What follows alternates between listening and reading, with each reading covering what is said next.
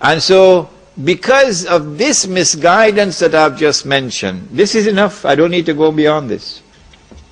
The version of Islam which emerges from our Shia brothers cannot be considered to be completely authentic. No. And therefore, it can now be understood why this partially authentic version of Islam is the only version of Islam which can succeed in a revolution in the modern age. Nobody else. Nobody else.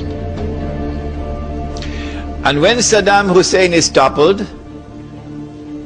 it is more likely than not that the regime which will replace him would be Shia. What this would do would be to lend credibility to the Shia claim to validity, that this is the authentic Islam, because this is the only Islam which is succeeding in the modern world. Israel wouldn't want to destroy that. And so the Iranian oil is not likely to be touched. Wait, and we will see.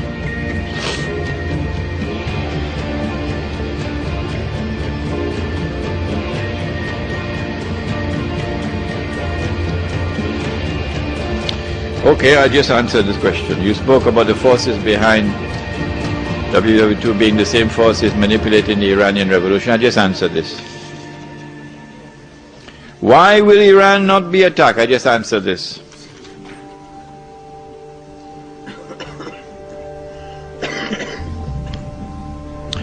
If Islamic banks are taking backdoor riba, then what about musharaka and mudaraba? Musharaka is halal, it's called partnership. Mudaraba is halal, I have money, but I don't have business expertise and business acumen. You have a business, okay? So I invest my money in your business, but I'm not running the business, you're running it. If the business makes a profit, I get a share, but it'll be less than musharaka. If the business suffers a loss, I share in the loss. This is mudaraba, and this is how a stock market, actually, stock market operates. But this must be a stock market which is free from riba. That stock market is actually the system of mudaraba at the level of a system. What kind of economic activities will there be in the village? Number one, the production of food. I think I spoke about this previously. And this will be the best food which will fetch the highest price, because organically produced food. Whatever surplus production we have, because the village will only consume the food it produces. We ain't eating no supermarket food, that's for Sydney. Okay? The village will consume only the food which it produces. And the reason for this is because of Suratul Kahf. The Suratul Kahf, where the young men were woken up after 300 years, and naturally you'll feel hungry after 300 years, and they sent one of their young men to buy some food, and they said, فَلْيَنْصُرْ أَيُّهَا أَذْكَى تَعَامٍ. So go search for that food which is purest, indicating that food in the age of Dajjal is going to be corrupted. That's it today. So surplus production of food will be marketed. We get an income from that. Secondly, the village must have industry. In Indonesia, for example, we'd want to concentrate on batik, because the Indonesians have a natural talent for artistry. Batik. Where industry needs energy, where are we going to get the energy from? Where are we going to get the energy from? Are we going to depend on the government for energy?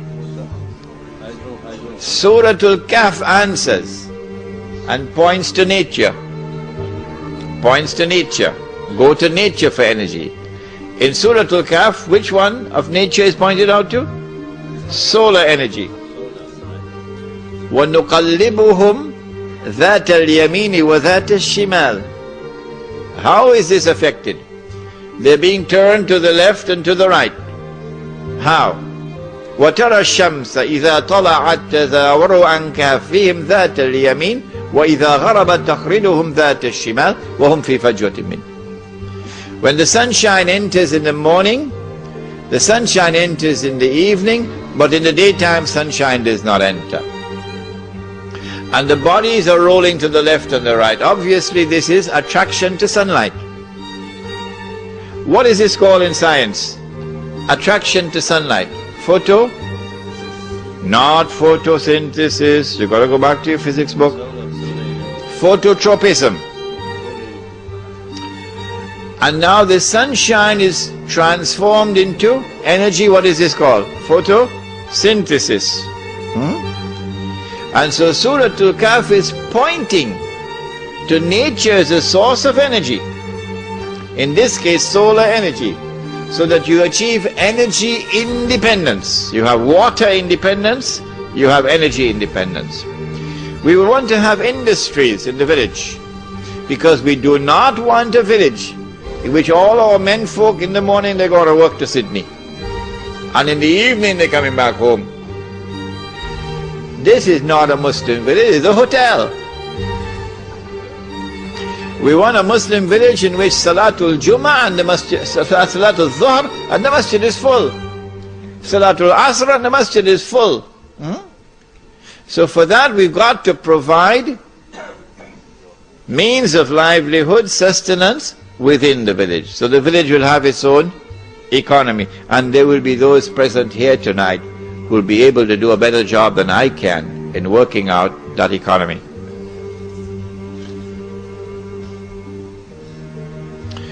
Why is Tabligh Da'wah less effective than Islamic village Da'wah? No. I don't know what is Tabligh Da'wah. I know what is Tabligh, it is to reach out. I know what is Da'wah, it's to call.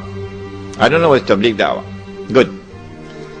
I was talking about those who build a 5-star masjid. Oh yes, 5-star. And calling the people to the masjid. And the masjid is full. But they don't know they built the masjid on a ship that is sinking. And the ship is sinking and they don't know it. And when the ship sinks, they will sink with it. And they're calling people to Islam while the ship is sinking. Real da'wah must emerge from a people who are people who understand the world. Using Islam to understand the world, and using Islam to respond to the world. That is da'wah, and I gave you the example of how the Muslim village would impact upon the black masses.